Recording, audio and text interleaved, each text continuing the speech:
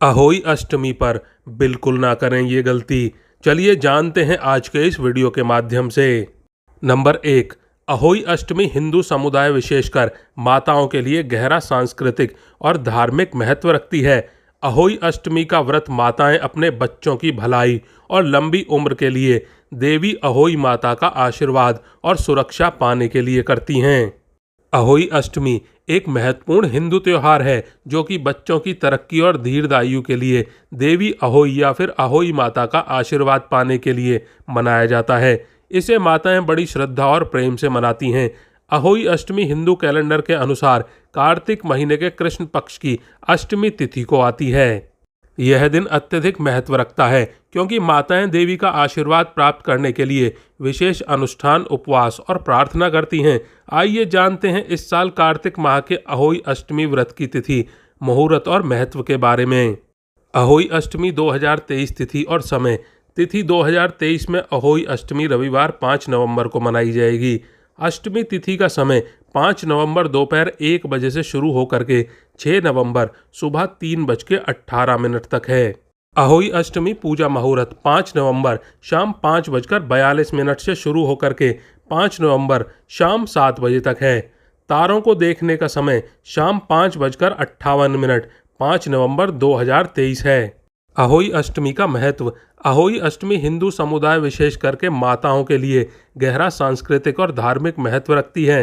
अहोई अष्टमी का व्रत माता अपने बच्चों की भलाई और लंबी उम्र के लिए देवी अहोई माता का आशीर्वाद और सुरक्षा पाने के लिए करती हैं।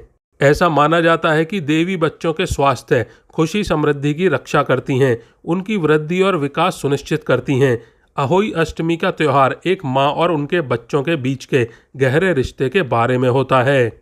माताएं अपने बच्चों के कल्याण के लिए अपने गहरे प्यार, भक्ति और प्रतिबद्धता को व्यक्त करने के लिए कठोर व्रत रखती हैं, विस्तृत अनुष्ठान करती हैं और व्रत कथा सुनती हैं। अहोई अष्टमी परिवारों और समुदायों को एक साथ लाती है क्योंकि वह उत्सव में शामिल होते हैं। माता अपने अनुभव साझा करती हैं और आशीर्वाद का आदान प्रदान करती हैं और एक दूसरे का समर्थन करती हैं। यह त्यौहार सदस्यों के बीच में एकता, आपसी सम्मान की भावना को बढ़ावा देता है। जैसे करवा चौथ व्रत पति की सलामती और लंबी आयु के लिए होता है, इसी तरह से अहोई अष्टमी व्रत संतान के जीवन, दीर्घायु और उज्जवल भविष्य के लिए रखा जाता है। लेकिन भूल कर भी ना करें ये काम। आइए जानते हैं कि अहोई अष्टमी के दिन में व्रत रखने वाली महिलाओं को क्या नहीं करना चाहिए। महिला इस दिन अपनी संतान के लिए देवी अहोई या फिर अहोई माता से मन्नत मांगती हैं और निर्जला व्रत रखती हैं। शाम को तारों को देखने के बाद व्रत खोलती हैं। व्रत करने वाली महिलाओं को इस दिन धारदार वस्तुओं का इस्तेमाल करने से बचना चाहिए, जैसे कि चाकू जैसी किसी भी नुकीली वस्तु का इस्तेमाल नहीं करना चाहिए। हिंदू धर्म में व्रती महिलाओं को अहोई अष्टमी के दिन के समय सोना बिल्कुल नहीं चाहिए। पूरे दिन माता का ध्यान करना चाहिए।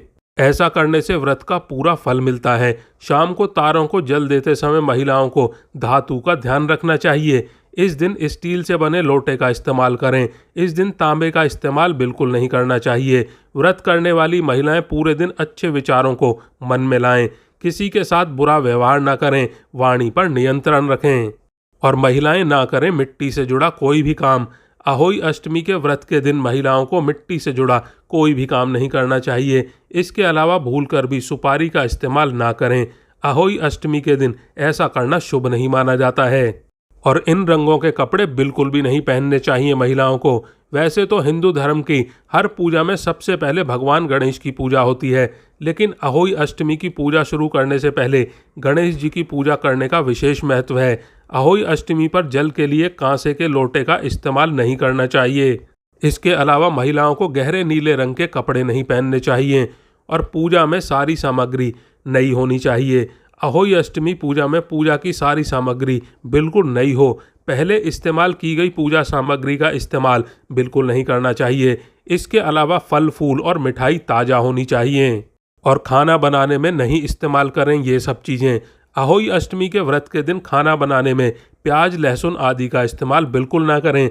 आपने गौर किया होगा कि किसी भी प्रसाद में लहसुन और प्याज नहीं डाला जाता है। कहा जाता है कि लहसुन की उत्पत्ति राक्षस से हुई थी। इसीलिए पूजा पाठ के किसी भी काम के लिए इसका इस्तेमाल नहीं किया जाता है और इस दिन गलती से भी घर में किसी बूढ़े बुजुर्ग का अनादर बिल्कुल ना करें। करवे का इस्तेमाल। अहोई अष्टमी के व्रत में जिस करवे में जल भर कर रखा जाता है वह वही करवा होना चाहिए जिसका उपयोग आपने करवा चौथ पर किया था। पूजा में मुरझाई फूल या फिर इस्तेमाल हो चुके फल, मिठाइयाँ फिर से प्रयोग में ना लाएं। तामसिक भोजन। अहोई अष्टमी के व्रत में खाने का विशेष ध्यान रखें। व्रत रखने वाली महिलाएं निर्जला उपवास करें और घर के अन्य सदस्यों के लिए प्याज या लहसुन वाला खाना बिल्कुल ना बनाएं। हो सके तो इस दिन सात्विक भोजन का ही सेवन करें। मांस आदि का सेवन बिल्कुल ना करें। अहोई देवी का व्रत रखने से एक दिन पूर्व तामसिक भोजन जैसे कि मांस, मंद्रा, प्याज, लहसुन आदि का सेवन कतई ना करें। माना जाता है कि तामसिक भोजन से मन में नेगेटिव विचार आते हैं। ऐसे में व्रत से पहले हमेशा सात्विक भोजन यानी कि सादा भोजन ही करना चाहिए। और वेद शास्त्रों में भी इस बात का उल्लेख किया गया है कि सात्विक भोजन से मन, वचन और कर्म में शुद्धता आती है। इस संबंध में कहा जाता है कि जैसा अन्न वैसा मन। इसका मतलब ये है कि जैसा आप भोजन करेंगे वैसे ही विचार आपके दिमाग में और दिल में पैदा होंगे। और इस दिन बच्चों का रखें ख्याल। यह व्रत महिलाएं अपने बच्चों के लिए रखती हैं, इसीलिए इस दिन बच्चों को बिल्कुल भी डांटना नहीं चाहिए। और ऐसा माना जाता है कि इस दिन राधा कुंड में जो कोई भी निसंतान दंपत्ति अहोई अष्टमी के दिन में स्नान करता है उसे संतान की प्राप्ति अवश्य होती है। राधा कुंड में स्नान आधी रात के समय यानी कि निशिता के समय किए जाने की मान्यता है। अहोई अष्टमी के दिन आधी रात के दौरान राधा कुंड में स्नान शुरू होता है और यह पूरी रात भर जारी रहता है। स्नान के बाद राधा कुंड पर कच्चा सफ़ेद कद्दू यानी कि पेठा चढ़ाते हैं। देवी को चढ़ाए जाने वाले इस प्रसाद को यहाँ पर कुशमुंडा कहा जाता है। कुशमुंडा का भोग लगाने के लिए उसे लाल रंग के कपड़े में लपेटने की परंपरा है। इसके बाद जल्द ही संतान प्राप्ति के लिए देवी राधा रानी का आशीर्वाद लेने के लिए दंपत्ति पानी के टैंक में खड़े होने के बाद पूजा करते हैं और कुशमुंडा सफ़ेद कद्दू देवी को चढ़ाते हैं। चलिए जानते हैं राधा कुंड का महत्व। कान्हा की नगरी मथुरा में स्थित इस राधा कुंड का यूं तो काफ़ी महत्व माना जाता है, लेकिन अहोई अष्टमी के दिन इस कुंड का महत्व कई गुना बढ़ जाता है। मान्यता है कि अहोई अष्टमी के दिन में मध्य रात्रि में अगर कोई भी निसंतान दंपत्ति इस कुंड में पूरी श्रद्धा के साथ में स्नान करता है तो उसे पुत्र रत्न की प्राप्ति अवश्य ही होती है। चलिए जानते हैं कैसे बना राधा कुंड। बताया जाता है कि कृष्ण के द्वारा भीमकाय दानव का वध करने के बाद में राधा ने उन्हें कई पवित्र नदियों में स्नान कर अपने पाप धोने के लिए कहा। तब श्री कृष्ण ने इस जगह पर जोर से अपना पैर पटका जहां पर वह खड़े थे। इससे राधा जी द्वारा बताई गई सारी नदियां वहां से उत्पन्न हो गई और वहां पर एक कुंड बन गया। भगवान कृष्ण ने इस कुंड में स्नान किया। इस कुंड को श्याम कुंड के नाम से जाना गया। लेकिन कृष्ण के इस शक्ति प्रदर्शन से राधा बहुत ही क्रोधित हो गईं, जिसके बाद उन्होंने अपनी सहेलियों गोपियों के साथ में मिलकर अपनी चूड़ियों की मदद से एक गड्ढा खोदा और उसमें मानसी गंगा का पानी भर दिया। इस तरह गोवर्धन के पास में एक विशाल झील बन गई जिसे राधा कुंड या फिर कंगन कुंड के नाम से जाना जाता है। और राधा जी ने जिस दिन इस कुंड को बनाया वह अहोई अष्टमी का ही दिन था। ऐसे में इस दिन के बारे में यह वरदान भी दिया गया कि इस दिन जो भी कोई व्यक्ति अपनी पत्नी के साथ में राधा कुंड में स्नान करेगा उसे संतान प्राप्ति अवश्य ही होगी। चलिए अब जानते हैं अहोई अष्टमी व्रत कथा। एक साहूकार के 7 बेटे और 7 बहुएं थीं। साहूकार की एक बेटी भी थी। एक बार उसकी बेटी अपनी 7 भाभियों के साथ में मिट्टी लाने जंगल गई। मिट्टी का खुरपा चलाते वक्त बेटी से एक साही का बच्चा मर गया। जब स्याहू ने यह देखा तो गुस्से से कहा, मैं तुम्हारी कोख बांधूंगा। तब साहूकार की बेटी ने सब भाभियों से विनती की कि वह मेरी जगह अपनी कोख बंधवा लें।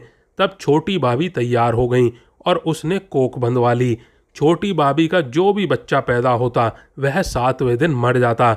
ब्राह्मण से उपाय पूछा गया तो उसने कहा कि सुरही गाय की सेवा करो।